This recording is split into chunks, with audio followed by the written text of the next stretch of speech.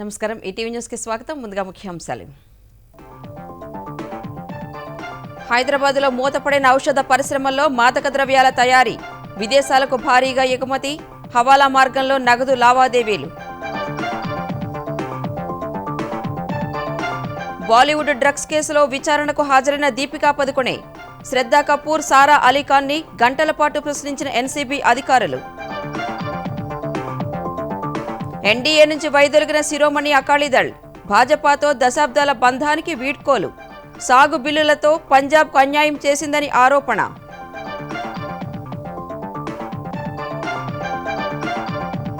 ఆంధ్రప్రదేశ్లో రైతులకు వైఎస్ఆర్ జలకళ పేరిట బోర్లు తవ్వించనున్న సర్కార్ రేపు జగన్ చేతుల మీదుగా పథకం ప్రారంభం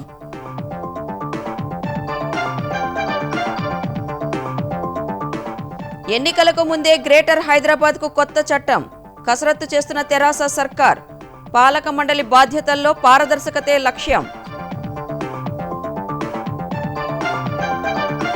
తెలంగాణలో దోస్త్ రిజిస్ట్రేషన్లకు ఇవాల్టి వరకు గడువు పెంపు గురుకులాల్లో 6-7 తరగతుల ప్రవేశ పరీక్షలకు 30 నుంచి దరఖాస్తుల స్వీకరణ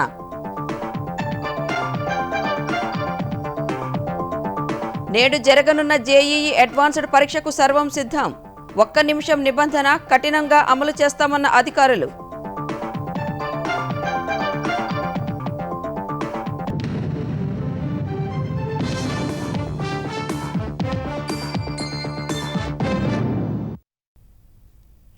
బల్క్ డ్రగ్ పరిశ్రమలకు పెట్టింది పేరైన హైదరాబాద్లో ఔషధం మాటున మాదక ద్రవ్యాల తయారీ గుట్టుచప్పుడు కాకుండా సాగుతోంది.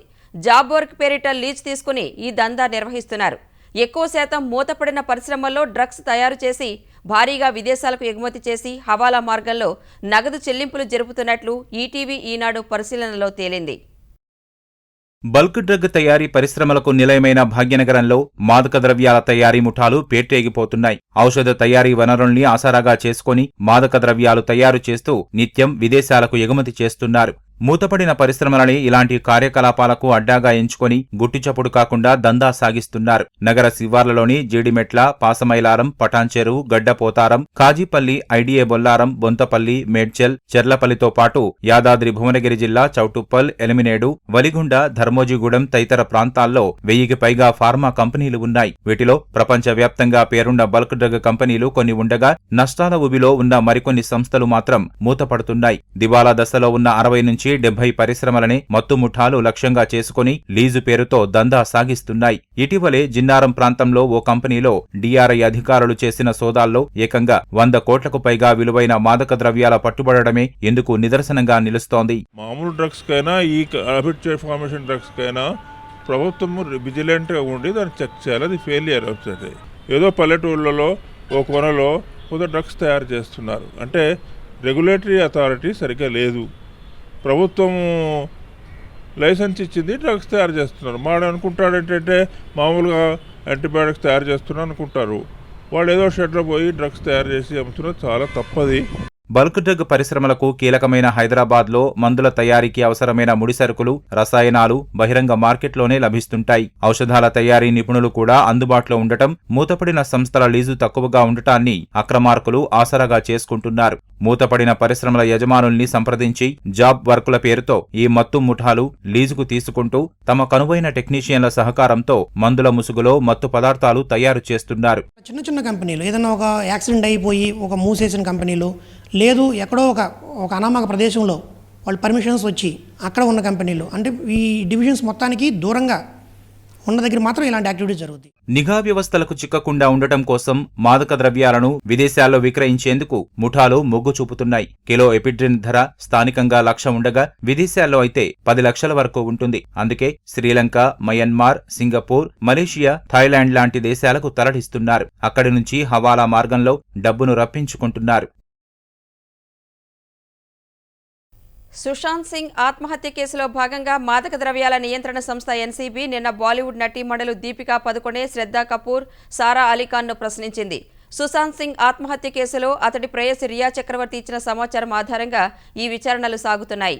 శనివారం ఉదయం దీపికను 5 గంటల పాటు ప్రశ్నించిన అధికారులు శ్రద్ధా కపూర్ను 6 గంటల పాటు, సారాను 4.5 గంటల పాటు విచారించారు.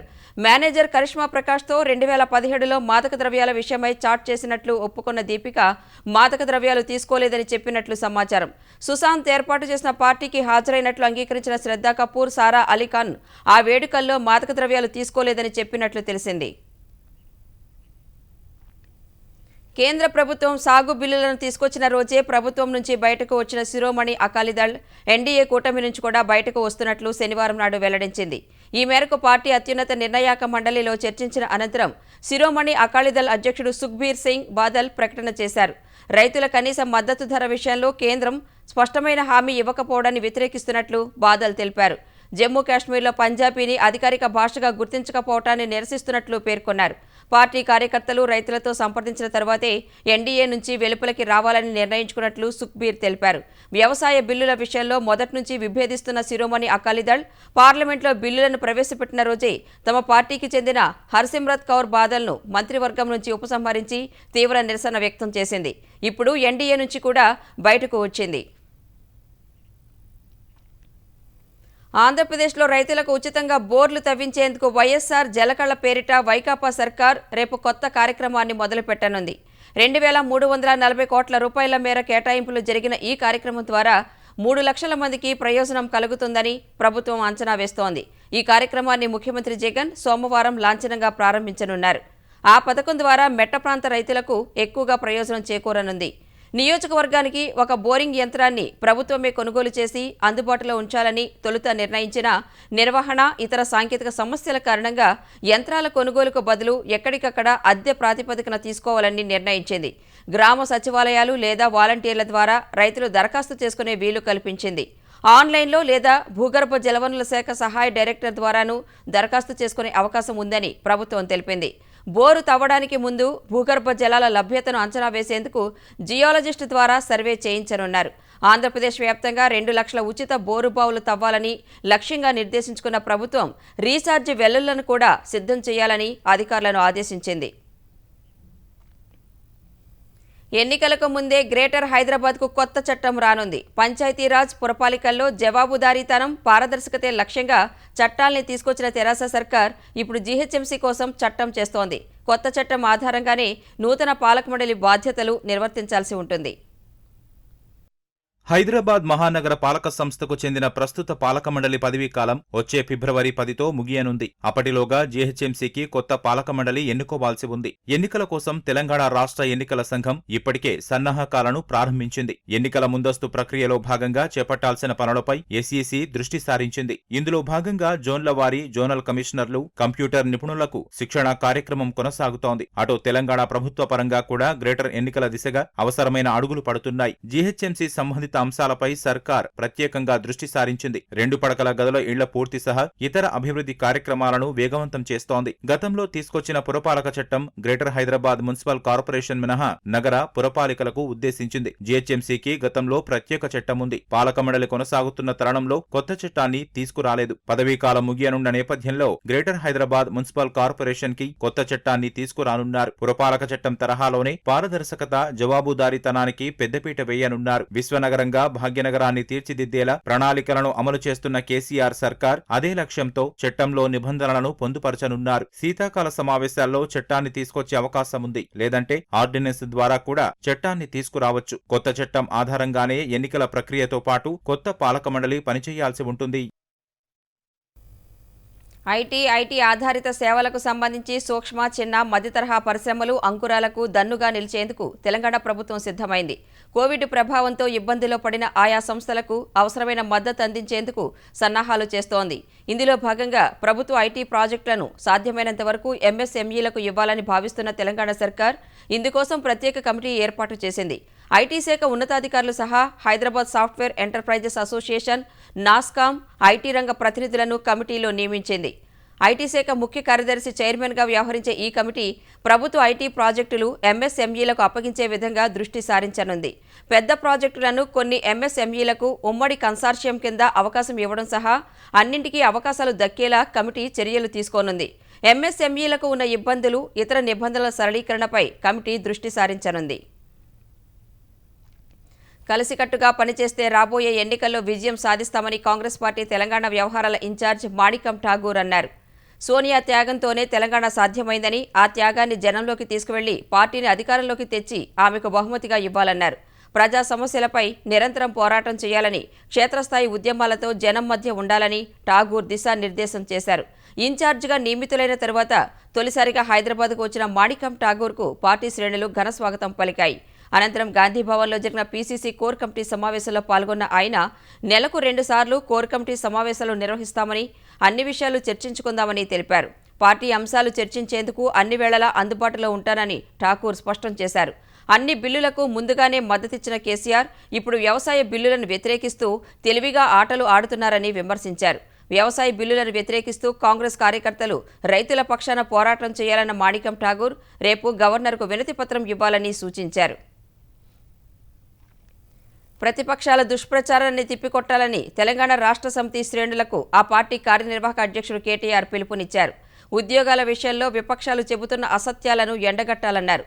అభివృద్ధిని, సంక్షేమాన్ని సమన్వయం చేసుకుంటూ తెలంగాణ దేశంలోనే అగ్రస్థానంలోకి వెళుతుంటే ప్రతిపక్షాలు ఓర్వలేకపోతున్నాయని కేటీఆర్ మండిపడ్డారు. శాసనమండలి పట్టభద్రుల ఎన్నికల్లో వ్యూహాత్మకంగా ముందుకు వెళ్లాలని పార్టీ శ్రేణులకు దిశానిర్దేశం చేశారు. మహబూబ్నగర్, రంగారెడ్డి, హైదరాబాద్ శాసనమండలి పట్టభద్రుల నియోజకవర్గం తెరాస ఓటరు నమోదు ఇన్ఛార్జీలతో కేటీఆర్ టెలికాన్ఫరెన్స్ నిర్వహించారు. తెలంగాణ ప్రభుత్వం ఇప్పటికే 1,50,000 ప్రభుత్వ ఉద్యోగాలు కల్పించిందని, టీఎస్ ఐపాస్ ద్వారా సుమారు 15 లక్షల మందికి ఉపాధి అవకాశాలు కల్పించిందన్నారు. ప్రభుత్వం చేపట్టిన కార్యక్రమాలను విద్యార్థికులకు చేర్చేందుకు తెరాస శ్రేణులు ప్రయత్నించాలన్న ఆయన అక్టోబర్ 1న ప్రజా ప్రతినిధులు, నాయకులు, కుటుంబ సభ్యులతో పాటు ఓటు నమోదు చేయించుకోవాలని సూచించారు. తాను కూడా అదే రోజున ఓటరుగా నమోదు చేయించుకుంటానని వెల్లడించారు.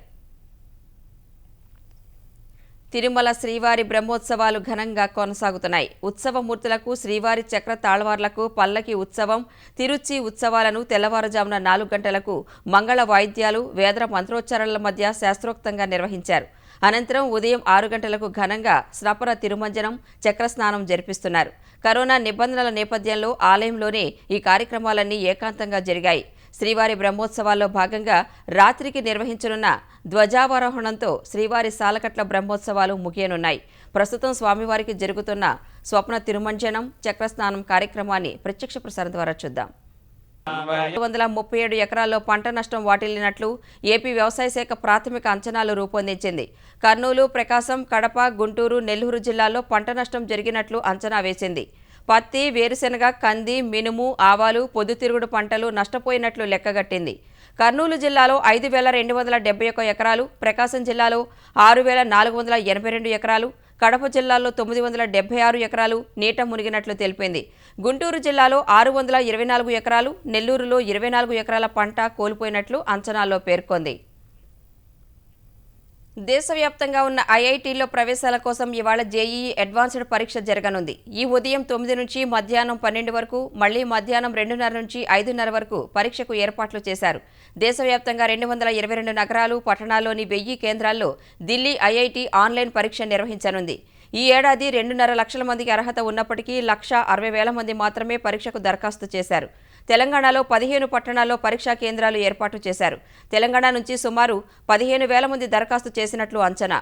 గంటన్నర ముందే పరీక్షా కేంద్రాల్లోకి అనుమతిస్తామని, పరీక్షా సమయానికి 1 నిమిషం ఆలస్యమైనా అనుమతించేది లేదని ఢిల్లీ ఐఐటీ స్పష్టం చేసింది. మాస్క్ ధరించాలని, సొంతంగా శానిటైజర్, మంచినీళ్ల సీసా తెచ్చుకోవచ్చని తెలిపింది. మధ్యాహ్నం పరీక్ష ప్రారంభమయ్యాక హాల్ టికెట్ ఖచ్చితంగా ఇన్విజిలేటర్కు ఇవ్వాలని, లేని పక్షంలో అనర్హులుగా ప్రకటిస్తామని స్పష్టం చేసింది. జేఈఈ అడ్వాన్స్డ్ ఫలితాలను అక్టోబర్ 5న విడుదల కానున్నాయి. ఆర్కిటెక్చర్ యాప్టిట్యూడ్ టెస్ట్ వచ్చే నెల 8న నిర్వహించి 15న ఫలితాలు ప్రకటిస్తామని ఢిల్లీ ఐఐటీ వివరించింది. తెలంగాణలోని డిగ్రీ కళాశాలల్లో ప్రవేశాల కోసం దోస్త్ 2వ విడత రిజిస్ట్రేషన్లు, వెబ్ ఆప్షన్లకు గడువు ఇవాల్టి వరకు పొడిగించారు. విద్యార్థుల వినతి మేరకు నిన్నటితో ముగిసిన గడువును మరో రోజు పొడిగించినట్లు దోస్త్ కన్వీనర్ ప్రొఫెసర్ లింబాద్రి తెలిపారు. మొదటి విడతలో సీటు పొందిన విద్యార్థులు ఇవాల్టిలోగా ఆన్లైన్లో సెల్ఫ్ రిపోర్టింగ్ చేసుకోవాలని తెలిపారు. సెల్ఫ్ రిపోర్టింగ్ చేస్తేనే సీటు రిజర్వ్ అవుతుందని, లేకపోతే రద్దవుతుందని లింబాద్రి స్పష్టం చేశారు. మొదటి విడతలో సీటు రిజర్వ్ చేసుకున్న తర్వాత మరింత మెరుగైన సీటు కోసం 2వ విడతలోనూ పాల్గొనవచ్చని కన్వీనర్ పేర్కొన్నారు. తెలంగాణలోని ఏకలవ్య గురుకుల పాఠశాలలో 6-7 తరగతుల ప్రవేశ పరీక్ష కోసం ఈ నెల 30 నుంచి దరఖాస్తులు స్వీకరించనున్నట్లు సంస్థ కార్యదర్శి ఆర్ఎస్ ప్రవీణ్ కుమార్ తెలిపారు. ఆదిలాబాద్, ఖమ్మం, కొత్తగూడెం, మహబూబాబాద్ జిల్లాల్లో 8 ఏకలవ్య మోడల్ రెసిడెన్షియల్ పాఠశాలలు ఉండగా ఆ పాఠశాలల్లో 6-7 తరగతుల్లో ప్రవేశాల కోసం అక్టోబర్ 25న ప్రవేశ పరీక్ష నిర్వహించనున్నారు. ఈ పరీక్ష రాసే విద్యార్థులు ఈ నెల 30 నుంచి అక్టోబర్ 9 వరకు దరఖాస్తు చేసుకోవాలని ప్రవీణ్ కుమార్ తెలిపారు. పూర్తి వివరాల కోసం www.tgtwgurukulam.telangana.gov.in వెబ్సైట్ చూడాలని ఆయన సూచించారు. ఈటీవీ న్యూస్ సమాప్తం. నమస్కారం.